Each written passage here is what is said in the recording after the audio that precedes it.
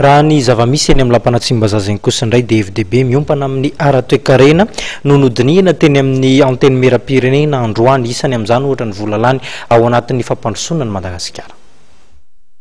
Nodinihiny teo anivon'ny anteny mera-pirenena androany ny politika nasionaly momba ny fampandrosoana. Voafaritra ao anatin'ny politika io ny fandarana sahalaram-pamena ho an'ny fitondrana ary ny vola ampiasaina ho an'ny fampandrosoana. Zay le pendentsika dia efa vita tamin'ny farambolana. Ny atao hoe vita dia vita fandravitana azy.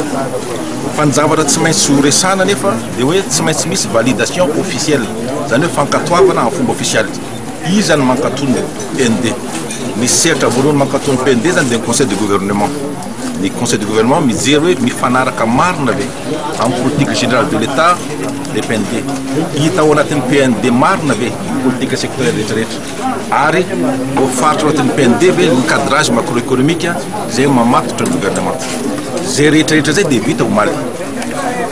Ny androany dia mba ampifantarina sy mba-vaovaka ihany koa hoe ahoana ny fomba nandrafetana ny PND.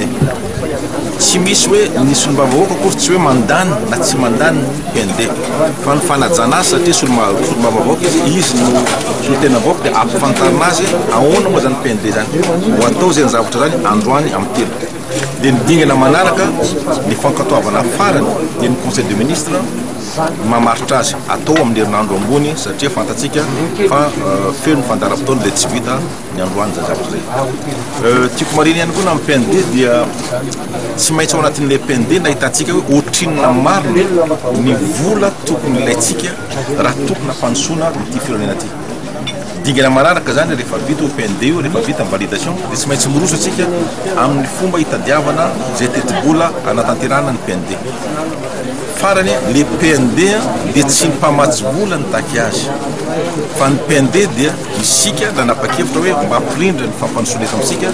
Ny momba ny lafiny sosialy, ny fanavaozana ny rafitra amin'ny fitsarana sy ny famokarana angovo ary ny famerenana ny tany tandalana no anisan'ny lara-pahamehana nandritra ny fitaterana fanjakana ao anatin'ny roa taona raha voafaritra eo amin'ny PND ity. Ny filan-kevitry ny minisitra amin'ny herinandro iny no manapaka fara ny PND ary any amin'ny volana May no entina amin'ny conférence des bailleurs ny politika nasionaly momba ny fampandrosoana.